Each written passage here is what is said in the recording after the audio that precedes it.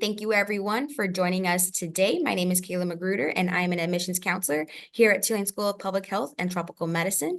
Today I have with me Professor Emily Harris, and she is here to present in our Public Health Discovery Seminar series. And her title of her seminar today is Workplace Mental Health and Well-Being, Implications for Healthcare and the Public Health Workforce. So today, Dr. Harris is going to present for just a bit, and then we are going to have time for a Q&A at the very end. Throughout the seminar, if you have some questions about a specific topic, feel free to drop those either in the Q&A or in the chat, and we can address those then or at the very end of the session. Thank you so much for joining, and I will turn it off to Professor Harris. Thank you, Kayla. I really appreciate it. And I was really honored when you reached out to ask me to participate in Perspectives in Public Health, because it also allows me to share information on something I'm very passionate about, that I try to work into a lot of my classes, but you don't always get that opportunity, right? You have to stick to making sure we're covering important points of content. So this is a pleasure for me as well. So we're going to talk about workplace mental health and well-being in general, but I wanted also to give context, particularly in the healthcare and public health workforce. So we're going to touch on those topics, but before we delve too deep, I just wanted to share a little bit about myself. I'm an instructor in the School of Public Health and Tropical Medicine. I teach in the graduate and undergraduate spaces, and I earned my MHA at Tulane. And I'm also in the midst of getting my doctorate in public health as well. So I'm embedded in the Department of Health Policy and Management, and more on the management side than the policy, although I really do advocate for people who are on the ground working in management spaces. You guys are the first people to witness what's wrong with our system, and you guys make the best advocates to reach out to policymakers to make sure that they can address some of the things that you see every single day. And so I also put a few of my courses here. I teach Foundations of Healthcare in the undergraduate, and then I teach leadership courses both at the undergraduate and graduate levels. And I just wanted to highlight this last class, Relational Communication and Professionalism. I talk a lot about interpersonal leadership, and this is where I get to delve a little bit into mental health and well-being in the workforce. But like I said, today we're going to expand that a bit more.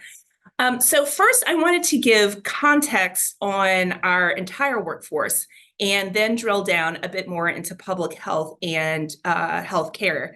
And the U.S. Surgeon General is really interested in the health of our workforce for many different reasons, but also for me personally, I'm interested in it because I just think, we do have an obligation as being, a wealthy society with a bunch of privileges. We need to make sure we're taking care of those who are working and, and contributing to our society. So in 2021, there was a survey done across all sectors, profit, not-for-profit, and the governmental sectors. And respondents in that survey, they reported at least one symptom of a mental health condition. And so that is an increase of 17 percentage points in just 2 years. And of course, like within that period of time, within that 2-year time, we had a pandemic. And so oftentimes we are apt to point to like the most obvious solution. Oh, what's the pandemic? And we might lull ourselves into a sense of like, well, things will get better once the pandemic is over with. But in public health, we know the pandemic turned into an endemic, and we are also susceptible to future pandemics. But I also think a lot of things within our workforce are likely to continue regardless of the state of our pandemic or endemic. So this is something we really need to look into and address. So thinking about the healthcare workforce, 62% of healthcare workforce workers surveyed said that they had a pandemic-related worry, and that stress negatively impacted their mental health. But also not just their mental health, but it's also starting to impact their physical health, including sleep issues and headaches. And a survey of 11,000 workers across 17 industries, so it's much larger scale. People in that survey, about 80% of workers reported that their workplace stress affects relationships with friends and family, so outside. So we're carrying the stress from the workforce into our personal lives and personal relationships. And so again, I'm going to be referring a lot back to the U.S. Surgeon General and a few of his reports. His office published several of these. And like I said, Dr. Murthy, this is a commitment on his part, and he really stresses that a healthy workforce is the foundation for thriving organizations and healthier communities. So again, I'll focus on public health and healthcare, but really this is a public health issue throughout. So like I said, I'm going to start off with some characteristics of these two segments of the workforce. So we're going to get into some details. What do they look like? What are things contributing to mental health and well-being of these two segments of the workforce? And then afterwards, I want to take a look at a deeper dive into the U.S. Surgeon General's framework for workplace mental health and well-being. And I'm going to identify some things that we here today can advocate for, or some behaviors that we can model that can contribute to a healthier space. As Kayla mentioned, if you have a question during the presentation, feel free to raise your hand. She can manage that on her end, and I'm happy to stop at any point, but I will also save some space at the end for questions as well. So let's begin. The healthcare workforce. Who is in that healthcare workforce? Well, when I started looking into this, I was absolutely dumbfounded of how big it actually was. I knew healthcare workforce was huge because we spend about 17.4% of our gross domestic product on healthcare services, but I didn't realize how many people were working in that space. 14.7 million people were employed in healthcare, which accounts for over 9% of all employment. And if we're looking at that 9.3%, these occupations over here to the right, these top 25 occupations account for 80% of those. With by far the largest segment of the healthcare workforce are registered nurses. That's about 3.3 million registered nurses. That does not include licensed practical nurses or nurse practitioners, so advanced people with advanced nursing degrees. And I'm going to get into this a little bit later on, but I want to highlight there are many occupations in healthcare that have that are low wage earners. So a few of them here: personal care aides and nursing assistants occupy the number 2 and 3 slots, as well as home health aides and medical assistants. Again, low wage earners, and there's implications there, which I'll touch upon a little bit later. But first, let's get back to, I picked out 3 of the most visible healthcare occupations that you might be familiar with, just to give you some context here. Like I said, there's over 3.3 million registered nurses in the United States, and we're going to be facing some pretty severe shortages in the upcoming years. Almost 80,000, a shortage of nearly 80,000 nurses in 2025. It's going to shrink a bit because we are putting resources towards addressing this issue. So that's anticipated to shrink by 2030, not just because of those resources, but some other shifting pieces in the healthcare delivery space. But it's still an urgent need. And it's not an equitable need across the country. We see these 10 states that are going to have the largest projected shortages. Excuse me, and you can see a lot of these are places with higher populations, in particular Georgia, and then growth in the southeastern United States. So Georgia, Louisiana, North Carolina, South Carolina. And physicians are about less than a third of the size of registered nurses. And we are also going to see a growing shortage. Between 2025 and then 2030, so reaching about 79,000. We're going to be short about 79,000 physicians by 2030. But again, there's not, across specialties, we're seeing more severe shortages in certain areas. Oftentimes, we talk about primary care, and that's a severe area, a severe need, just because of the pure number of primary care physicians we're going to need to take care of an aging population. But there's certain specialties that are going to have significant shortfalls. And there's also actually some specialties that have an oversupply, which I list here. And I just want to highlight that because you really do need to dig down a little bit deeper to see where those needs are. And then we are also going to have shortages with allied health professionals, long-term care professionals, and behavioral health professionals as well. All this data also, I have references at the end of this presentation. So if you want looking to dive deeper into any of this, those references are going to be available to you if you'd like. So, all right, we're having this driving shortage. And the reason I wanted to highlight the shortage was because when we're talking about needs in healthcare or any occupation, there's two things we can do. We can address those shortages by increasing the pipeline, so hiring more people, training more people. But also the other thing we need to do is look at the people that are currently in those occupations and prevent them from leaving. And so we need to improve the spaces in where these people work and practice so they don't leave, because turnover is a real threat in healthcare. And so I wanted to highlight here between 2018 and 2022, so before and after the pandemic, healthcare workers had worse outcomes than other essential workers in the country. And so we see that across all of these metrics, reported burnout that increased by almost 15%.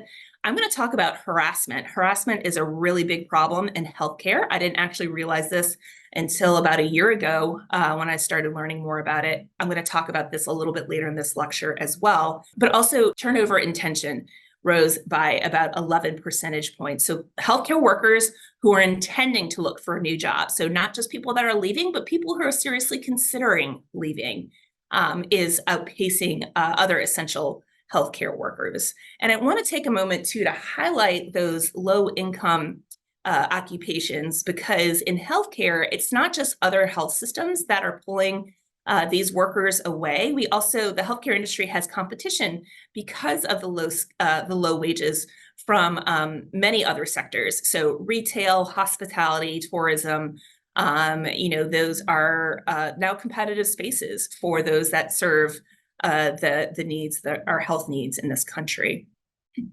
And so focusing on burnout in particular, I wanted to take a look at those negative consequences clearly for the individual. And again, I think we do have a moral imperative to take care of the people that take care of us. If you watch any of the videos by Dr. Murthy, you're going to hear him say the same thing. But really, it's also so much bigger than the individual. We see these consequences of burnout across the healthcare system. So for individuals, you might see, I referred to this earlier, at the individual level, those mental health needs can also translate into substance abuse and more severe mental health distress, such as depression. You also see relationships affected and exhaustion, and also leading to physical illness. So insomnia, heart disease, diabetes. Workers that are burnt out also can't take care of patients as well. These healthcare workers spend less time with patients. There are delays in care, leading to lower quality of care, and then also increasing the risk for medical errors for patients. The healthcare system itself, there's workforce shortages and retention challenges, which I inferred to above, but it also limits access. And when we're talking about social determinants of health, that is one of the two areas in which healthcare does impact one's health outcomes. So we're limiting access. Actually, lower quality care is the other social determinant of health that our healthcare system has a significant impact to. Risk of a malpractice and decreased patient satisfaction, and ultimately increased costs. And we already spend enough on healthcare. And then not just within the system, if we look out and expand even more, looking at community and society, there's erosion of trust with the healthcare system, worsening population health outcomes, increased disparities. And if we were to have a future pandemic, there's a lack of preparedness, which would exacerbate many of the things that I talked about before. Okay, so I've kind of set the stage for the healthcare workforce.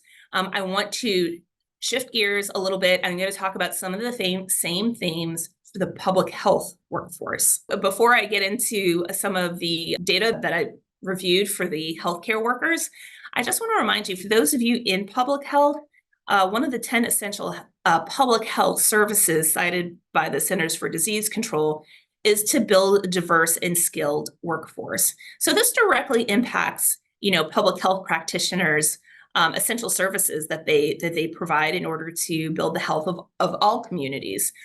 So I wanted to make that, this is like a foundational issue to public health, making sure that we address the mental health and well-being of those occupations.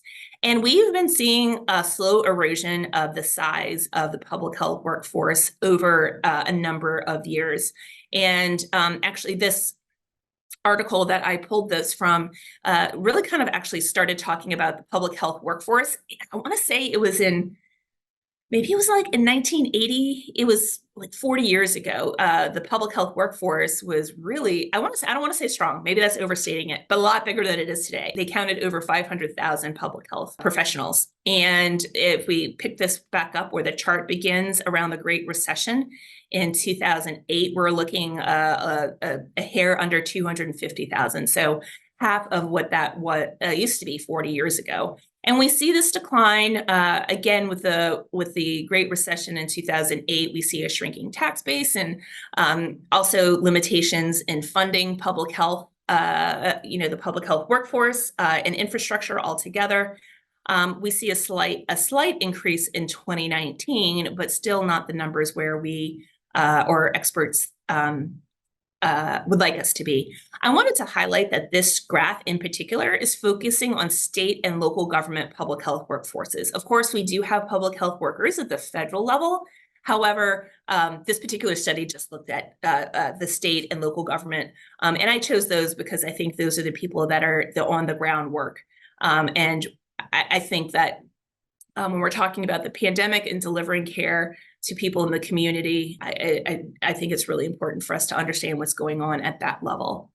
So different articles, same set of actually a similar group of authors looked at the public health workforce and what it would take to staff up and sustain the public health workforce. And it was absolutely astounding for me to learn that our state and local government health workforce needs at least 80,000 additional full-time equivalents to deliver core foundational services after COVID. And the study broke it down about 54,000 for local health departments and 26,000 at the state. And so implications for policy and practice is that it's going to take a substantial investment from the federal government and the states, even just to reach that bare minimum. Because if we need the bare minimum, we need 80,000 additional workers. And so again, shifting a little bit, the pipeline, which I hope we're addressing here today, any of you that are interested in, furthering your education in public health, that is wonderful. That is great. We also just have to take care of those that are doing the work right now. So the Public Health Workforce Interests and Needs Survey, short, very clever, PHWINS, is a biannual survey of the public health workforce. And so this data actually is coming from 2022, and they're teeing up, I think, in the fall to launch the 2024 survey. So I'm really interested to see a little bit further out from the pandemic, if any of the data they collected, if there's been improvements in the mental health workforce. So in this survey, 1 in 5 employees have, and this is again, public health employees have rated their mental health as either fair or poor, so 20%, and 56% of public health workers reported at least one symptom of post-traumatic stress syndrome. And we see here over to the right, 14% have reported 4 symptoms of PTSD.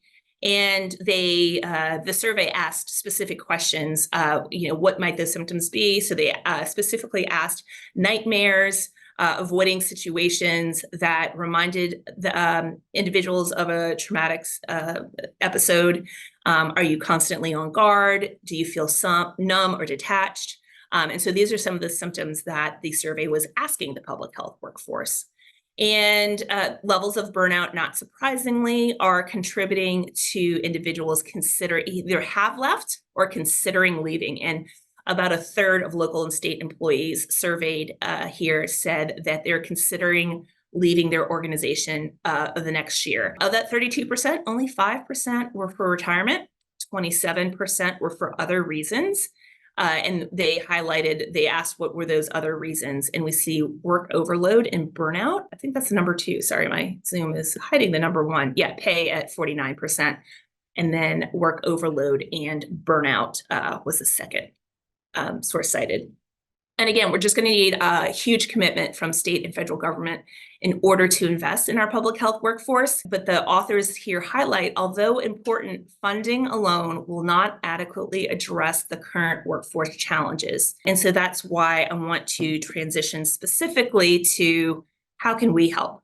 What can we do? I think it's always very empowering to, when we have a problem, how can we play a part? So that's why I want to look at the U.S. Surgeon General's framework for workplace mental health and well-being. So I will take, I'm going to take some time with that. But first, I want to highlight, it's not just the U.S. Surgeon General looking at this, looking at professional organizations we see, and this is just 3 of dozens of professional organizations that are really committing themselves to address the needs of either the healthcare workforce or the public health workforce. Some examples here, the American Medical Association, they're committed to reducing burnout. And that's one, they have 5 advocacy priorities, and this is one of them.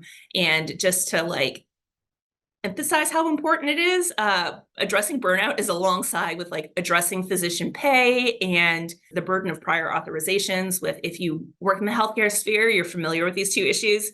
So I just wanted to highlight that to show you how seriously the AMA is taking burnout into consideration. The American Association for Public Health, the American Public Health Association calls for public health capacity building by protecting its workforce and authority through systems building. So a lot of systems issues, funding, reporting systems for threats and harassment, research and education. And the American Nurses Association talks about how they work very closely with local chapters to understand what's happening on the ground so they can translate that into policy action. So especially at the federal level, that could impact state and local jurisdictions. And so that's just kind of reinforcing the point that I was making before. It's really important for us to speak up, not just about workforce issues, but anything that you see in our system that needs to be addressed, and making sure your voice is heard either to public health, professional organizations or policymakers themselves. So the U.S. Surgeon General has a really great set of guidelines as well for things that you can do depending on the space that you currently work in, whether it's a healthcare organization, the government, if you work for a health insurer, healthcare tech, academic institutions, what you can do, family, friends, and communities, and also researchers in academia. So I think these things were very concrete. And I think it's really important to talk about the concrete because we need to recognize what can be done so we're able to replicate it and promote it. And so again, this is why I'm focusing on this framework here. And we're going to take some time to walk through each of these. And so the U.S. Surgeon General identified these 5 areas, and his office came up with these 5 because they centered on the worker's voice and also equity among the workforce. I will highlight this framework wasn't exactly constructed with either the public health or healthcare workforce in mind, although it's clearly applicable. What I'm going to do today is I'm going to take many of these and I'm going to apply them to the healthcare workforce just because that's where the space that I'm most familiar. But I just want to emphasize that these can be applied to any industry. So we're going to kind of start off here with protection from harm. As we go through each of these 5, I want to highlight the essentials so that make up each element of the framework. So for protection from harm, what does this mean?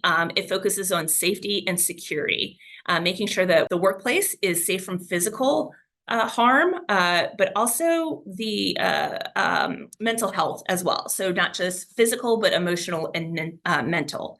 And security also goes beyond that, like an initial threat. Security also includes financial security, job security, especially given the negative effects that layoffs can have, or job loss in general on not just the individual worker, but the family. So all of these things also contribute, I think, drivers of social determinants of health as well. And the framework talks about components for each of these 5 elements of the framework. And this is where we start like things become a little bit more tactile and we get to see what does protection from harm mean. Prioritizing workplace physical and psychological safety, enabling adequate rest, normalizing and supporting mental health, and operationalizing DEI initiatives. And so I, of course, don't have time to go through all 4 components. So for each framework, I chose one. And for protection from harm, I wanted to talk about physical harm and workplace violence. I was, again, when I started looking into this a bit deeper, the subject matter a bit deeper, I was surprised that workers in the healthcare and social service industries, they're 5 times more likely to be injured than other workers. I am married to someone who works in construction, and like he's worked for 2 companies in the past 15 years, and both companies had workplace safety at the forefront, not just because construction sites can be hazardous, but also mental health in construction is an urgent need. So I was kind of blown away. I was like, oh, construction isn't up there. No, it was healthcare and social services. And some of those reasons, and it's pretty logical, right? We have increasing workloads, demanding work pressures and stress, and deteriorating interpersonal relationships, social uncertainty, and also just economic restraints. In most violent cases, they're committed by patients' family members and friends, and of course patients, but the prevalence in who's committing the violence is from the patient's loved ones. And so, like I said, what does the violence look like? Physical violence is part of it. That's almost 14% of what was reported, but people in the workforce are much more likely to report verbal abuse, psychological violence, threats, and sexual harassment. So safety and security goes, again, far beyond the physical, but also the emotional and mental health. All right, moving from protection from harm, let's talk a little bit about community and connection. Workers need the social support and they need a sense of belonging. So talking about those relationships can really help people. Isolation and loneliness. Actually, it was loneliness in particular.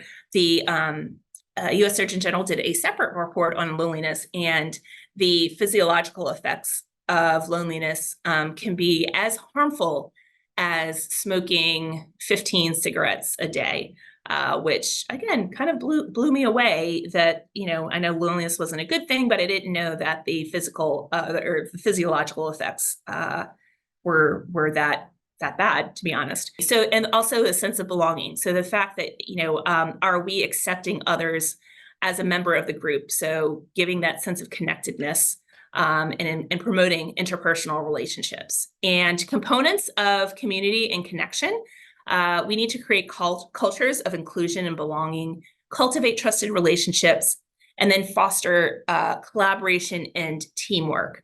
And this is something that I wanted to highlight because I think this has a really good, really strong impact, especially if we focus on cultivating those trusting relationships and cultivating trust in general in the workplace, because it has a huge impact on some of the things I just talked about turnover and retention. So Paul Zak did a study on the neuroscience of trust. So he looked at the physiological responses of the brain in high trust environments. And he went on with his research and he looked at companies that had attributes of high trust companies. And the workers in those companies reported that they were less stressed, they had more energy at work than employees of low trust companies. Those employees took fewer sick days, they were more engaged, they had more satisfaction in their lives, and they were less burnt out. So we can see, you know, this correlation between developing a trusting work environment and contributing to some of the things that I was just talking about a bit earlier. And again, I want to make this actionable for people. So it's nice that we have trust, but I want to be explicit in behaviors that can help build that sense of trust in the workplace. And so especially if you have direct reports, you know, I highly encourage you to adopt some of these behaviors. Recognizing excellence among employees. And it's also really impactful when it's done in front of peers, and it's tangible and unexpected. So the giving a level of autonomy, so giving individuals discretion in how they do their work. And this might be, it might vary in context, in different situations in terms of how you're able to do that or how much you're able to do that. But autonomy also has a positive impact on the organization because it promotes innovation. If people are saying, hey, I trust you, figure out, you're the expert, you know how to get your job done. People will find innovative ways to address issues in the workplace or standard work. Share information broadly, don't hold back. Openness and transparency really help reassure people, and reducing uncertainty also is helpful for combating chronic stress. Intentionally building relationships with others. And so expressing interest and concern for your team, either your peers, so your team members, but also those that report up to you. And especially as leaders, it's really helpful if we demonstrate vulnerability instead of people telling them how to do things, maybe asking for help, making sure, like, role modeling that behavior to ask for help and saying, hey, I don't know. That's really powerful if one is to say, hey, I don't know the answer to that. The other thing I wanted to mention, I wanted to save this for last, is inducing challenge stress. And what is challenge stress? If anyone's had a stretch goal, this is something that's really has shown to have positive effects on the neurochemicals. So basically, it helps people like moderate stress, and it's like implying that, hey, I think you can go above and beyond what you're currently doing in terms of like your competency. And I'm going to give you the stretch goal because I believe in your skill set and I believe in the way that you do work, and you're going to be able to achieve this. So it's really important that, yeah, the task is difficult, but not unachievable as well. And so I know, like, this is something that I think I've seen in effective management, and something that I've been the recipient of as well. We are going to move on from fostering trust with connection and community. Actually, I'm skipping over a bit, and I'm going to talk about mattering at work. And then this essential rests on two human needs. Dignity, so that sense that you are respected and valued, and meaning. And so meaning is like creating connection between what the individual is doing and connecting it to the broader purpose of the organization, or maybe in the community or society. And it really helps reinforce the significance of an individual's work. There's several ways that this can be done. There's like engaging people in decisions, building a culture of gratitude and recognition. I'm hoping everyone here knows what that looks like. And it's also connecting the individual's work to the organization's mission. What I'm going to focus on is actually providing a living wage, also, which for reasons that I will highlight later, because it's not just like, it's not just a matter of an indication of an individual's value at work, but it also addresses broader issues of health equity, but also contributing, increasing wages, especially to low wage occupations. Can bring a sense of social justice, but also improve an individual's health outcomes because income is a social determinant of health.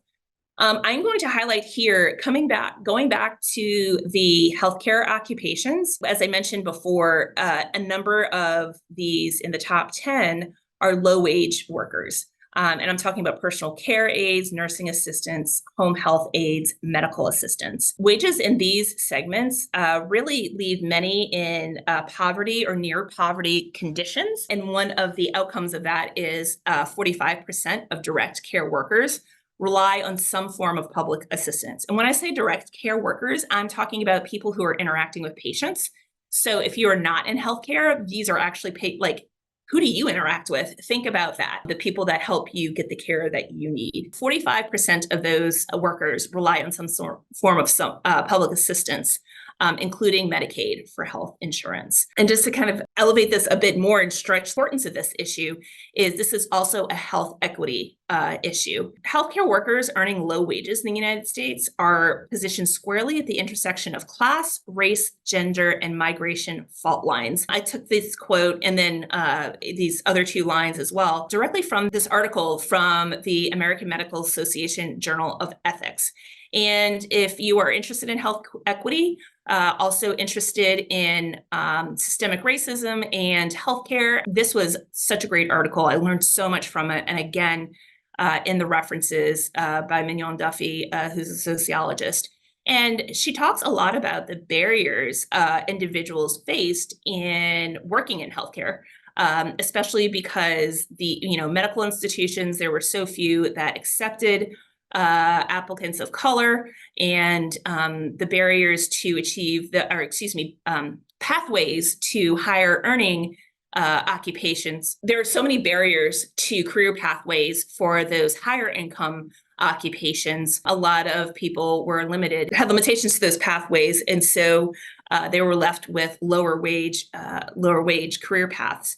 And so if we focus on, making sure that there's fair wages for our frontline healthcare workers, this is one way where we can address some of the injustices that have been there in the past. So again, Mignon Duffy, excellent article. But again, kind of reinforcing that essential of mattering at work and valuing people is highlighting fair wages. Opportunity from growth, opportunity for growth.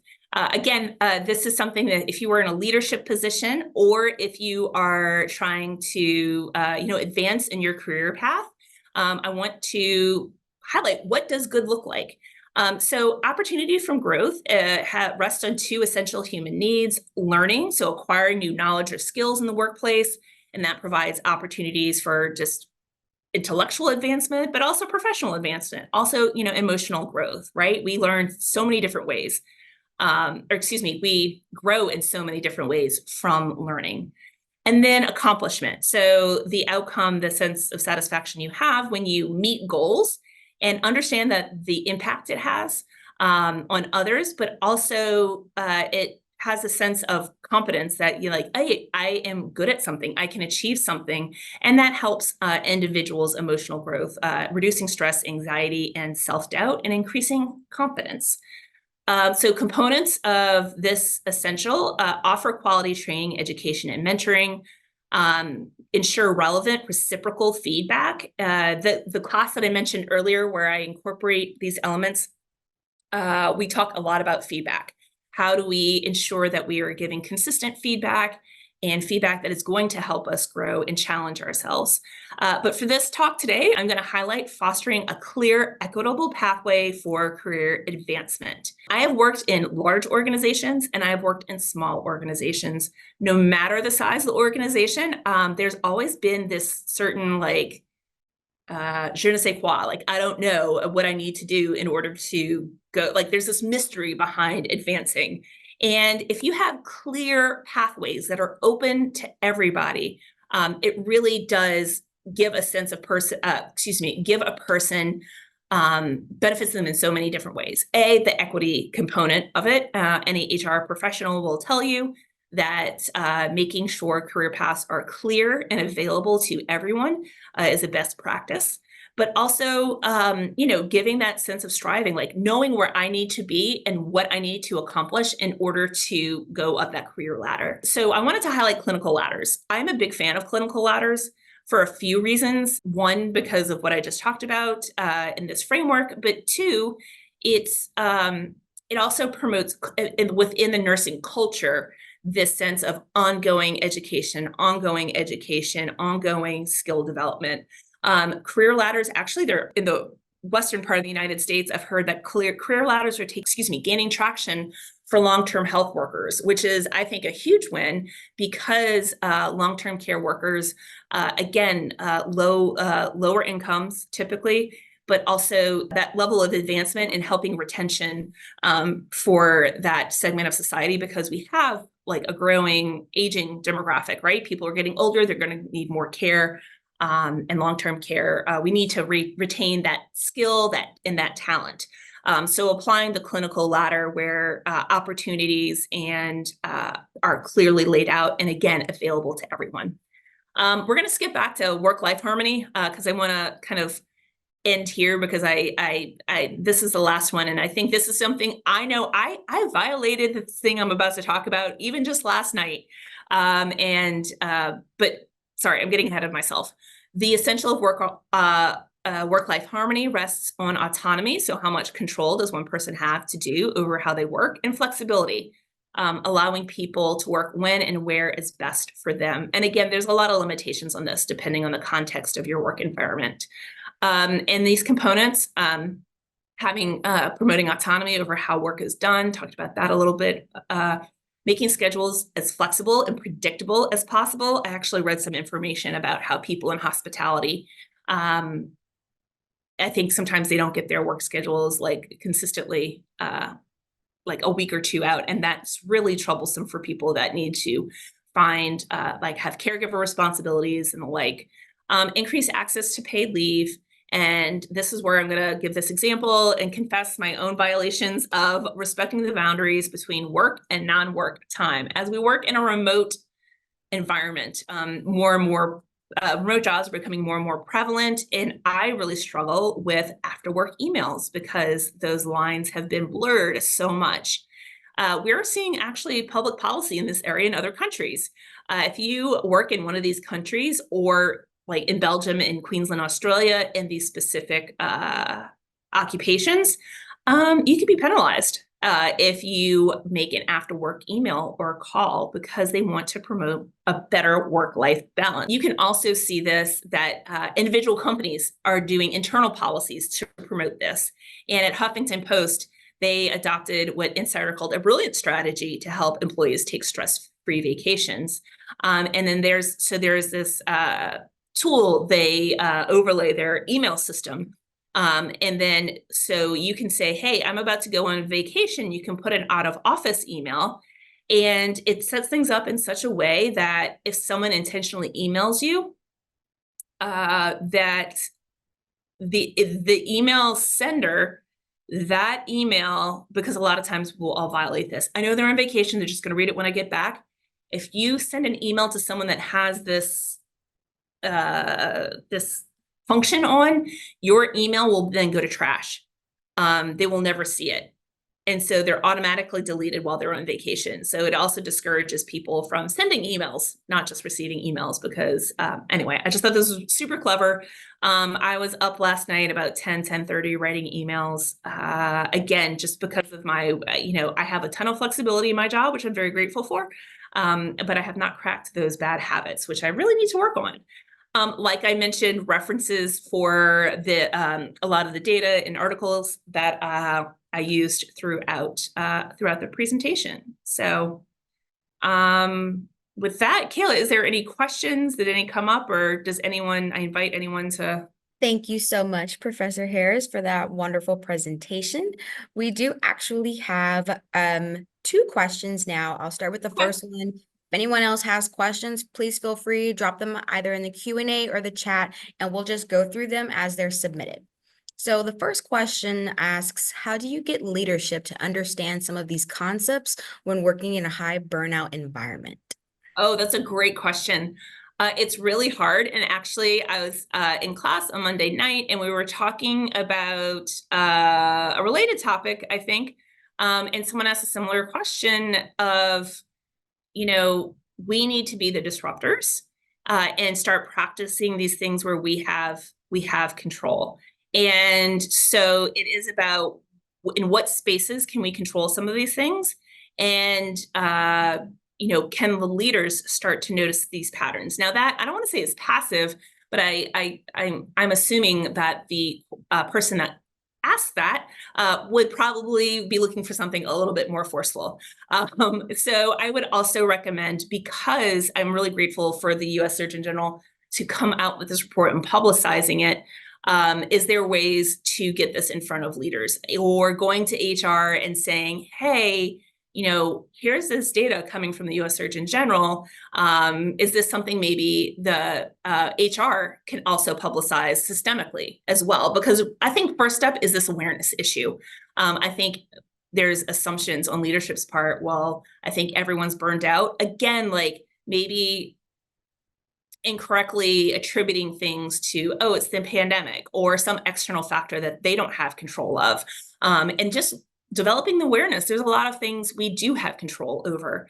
And I will have to say this report has a lot of data and a lot of references. I did a lot of digging deep into the footnotes. And they have a lot of great resources from McKinsey, Ernst & Young, and other areas where there's actionable things leaders can do. So maybe work with HR is, I think, something that maybe people can do just to see if they can publicize this at a system level. So the burden isn't on you as an individual to give this to your leader, because that, you may not work in an environment where your leader is receptive to it. Thank you for that. Next question. Regarding mattering at work, opportunities for growth and community, what suggestions or ideas can you share on how to respond to shifts in the workplace? For instance, non-clinical FTEs being replaced by RNs clinicians. Yes. And I might ask for a little bit more context as well. And we are seeing, so I will talk about my experience where I have seen clinicians, both physicians, nurses, allied health professionals moving into management positions. Some are highly qualified and highly skilled. Some are, maybe they don't have a skill, but they have a lot of potential. They just don't have the formal education and training to be effective leaders. And they are promoted because of their technical expertise, not necessarily because of their management expertise. And so, and I'm sorry, can you repeat, Kayla, what was the premise of the questions? What can we do about it? Any suggestions or ideas on how to respond to these shifts in the workplace? Oh, responding to those shifts. Okay.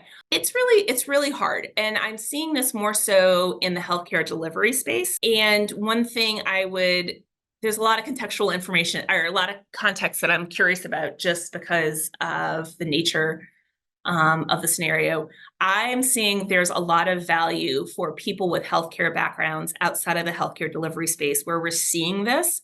So in responding to them, thinking about your own skill set, if this is something that's dissatisfying to you, thinking about your own skill set and where that would be valued in your knowledge too, outside of the healthcare delivery space, because we are seeing the value of clinicians in management positions.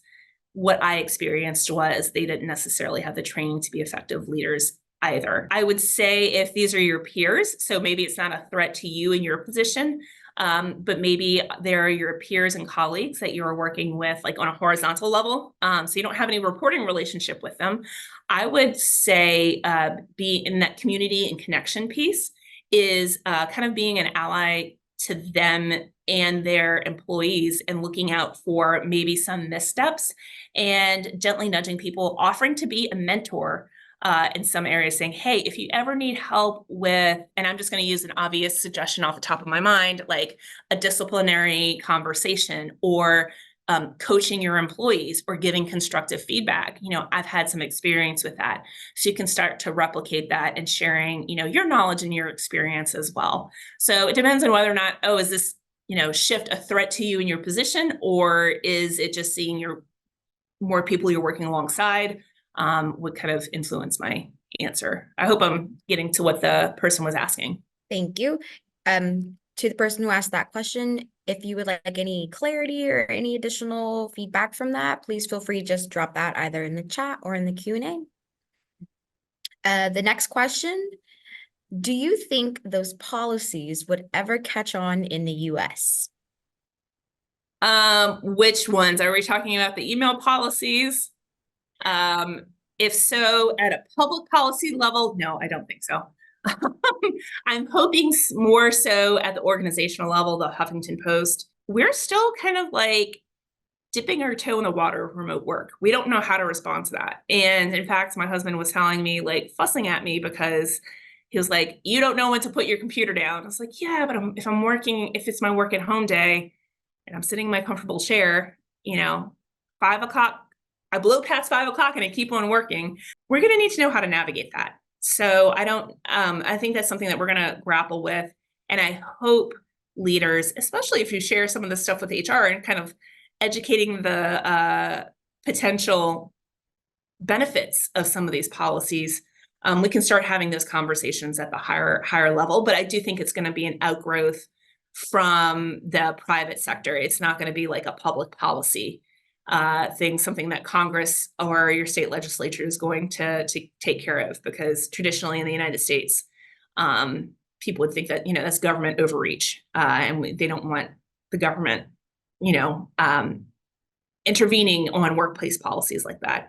But I think that burnout is going to be an issue that we're going to have to grapple with more and more. We're seeing really extreme, traumatic episodes of a burnout. Thinking about, I think her name's Lorna Breen, was an emergency physician who, unfortunately, she committed suicide because of the stress of her position during the pandemic.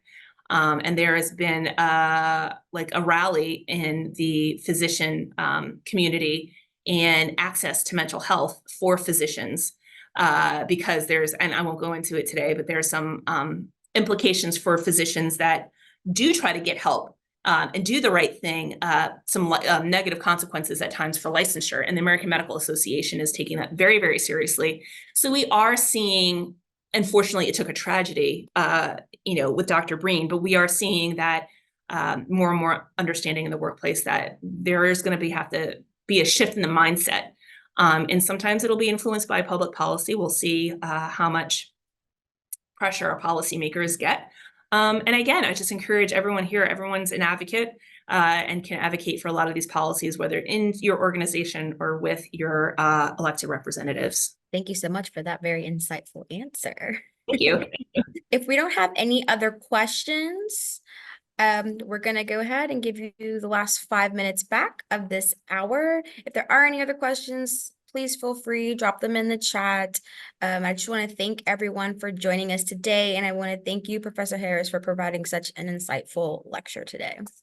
Thank you for the opportunity, Kayla. I appreciate it. And thank you for everyone that attended today. All right. Well, it looks like there aren't any other questions, so I will let you all have a great rest of your afternoon. Thanks so much for joining us. Thank you. Bye-bye.